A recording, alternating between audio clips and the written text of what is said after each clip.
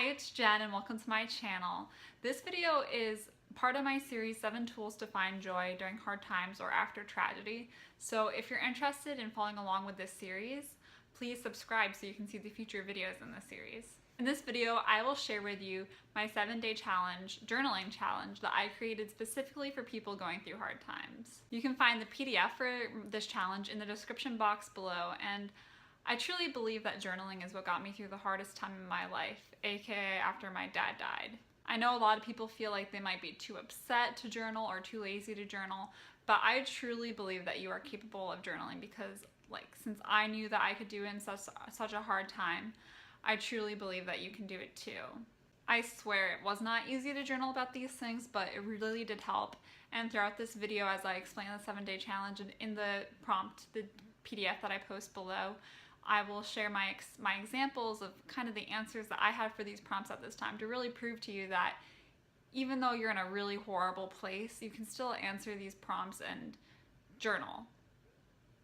You might not be as positive if you would be if you hadn't gone through a tragedy, but you can still answer them and have a slight optimism even.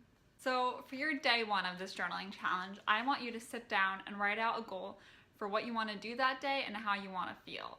I know that sounds like, well, of course we would want to feel happy. What's the point of writing that down?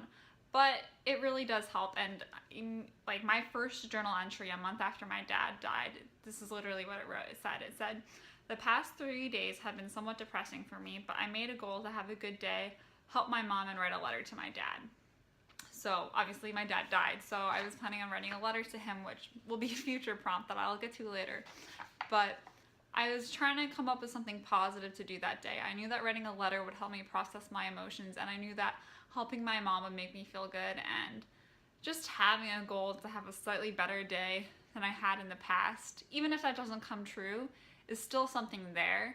So I really want to challenge you to set goals for your emotions and just write them down and put an effort into it.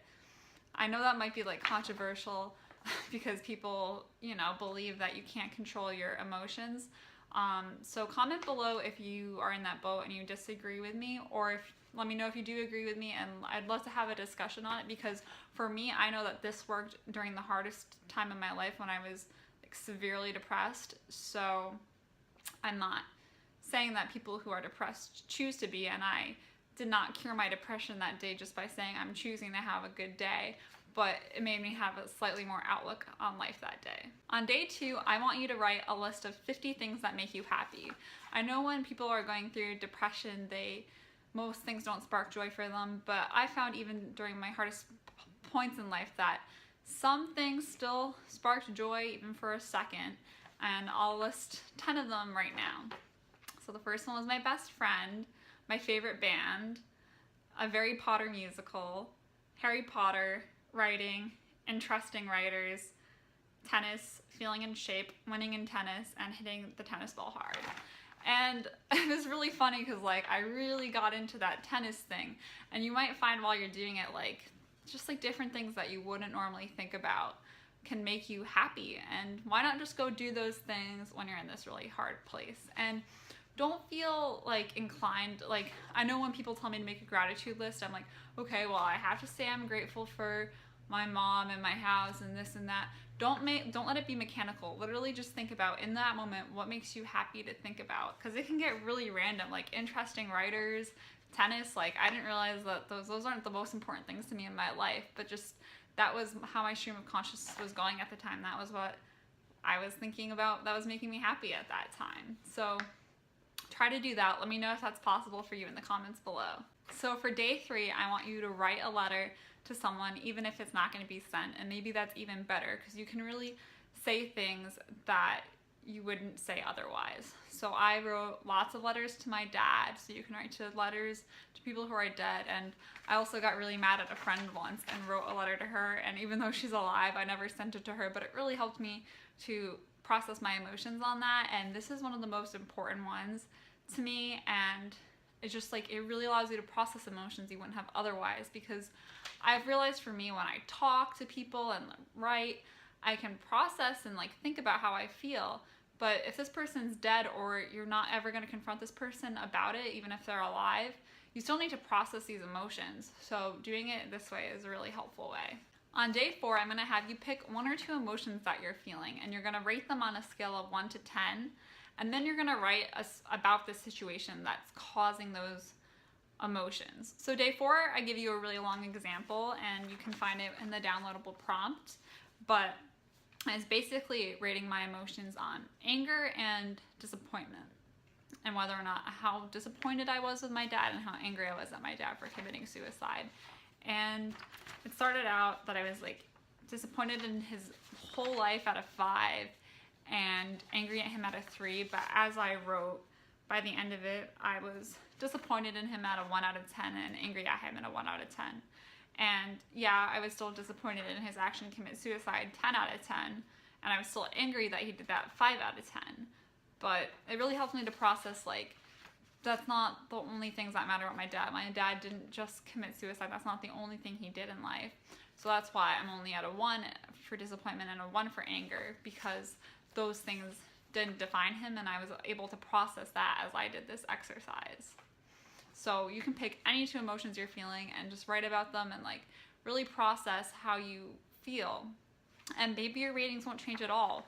Or maybe it's something that you don't even like, it's just a guess. Like, I think I'm mad at a 5, and then as I wrote, I realized I wasn't that mad. I was more mad at a 1.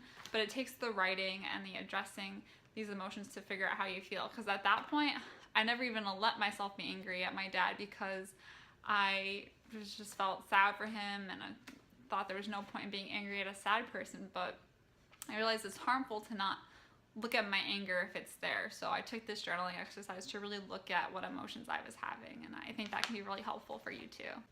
On day 5, I want you to write about the thing that you're avoiding even thinking about. This is something that you wouldn't even talk about with friends. And there's definitely one thing in particular that was really going through my head at the time.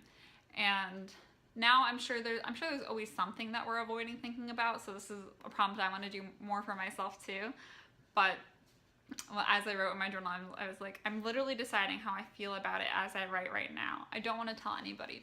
So because I wasn't talking about this with anybody, and because I was avoiding thinking about it in my mind, I didn't even know how I felt about the issue. And as I journaled about it, I didn't feel that bad, but there was definitely processing that needed to be done. So this is a really important one, because if you're not talking about it with anyone, I don't want you to be holding on to shame. Just write about, you don't have to share it with anyone, but write about it in yourself so you can process your emotions so nothing gets repressed. On day 6, I want you to free verse. I just want you to write what is ever on your mind. And you can either do this for 3 pages, or you can start off with an issue on your mind and just write about it until you feel better about it. That's often how I journaled. Or that's basically always how I journaled. So you just go in and treat your problems like a detective. Just write and write and write, and try not to ruminate on things. Of course you can write something down, but the goal of this is to write and move forward. On day 7, I want you to write about how the challenge has been for you so far with the 7-day challenge, and to see if journaling is something you want to keep up in the future. For me, I wrote pretty early on in my journal, even though I didn't have this challenge, just what I learned from journaling in general, I wrote. I think it's important and good for me to write in order to organize and further understand my thoughts. It is also really enjoyable and sometimes enlightening to look back on my writing. A lot of my issues from the last year are very similar. Now, of course, you don't have to write that same thing, but I want to know your honest opinion on what this journaling has been like, and please come back here and comment their answer to this if you're willing to, so I can know how helpful or not this series was. And remember, the link to this PDF is below. You might have to put your email in to get it, but trust me, I'm not gonna spam it or anything. So if you like this video and want to see the rest of this series, please subscribe. If you like this video, please like it and share it with anyone who you think it will help. It will really help me out, and I really want this message to be shared with people, especially if you think it's helpful. I post new videos every Saturday, so subscribe if you want to see more of them, and check out the rest of my channel. It's all on personal growth and spiritual development and minimalism. All right, bye.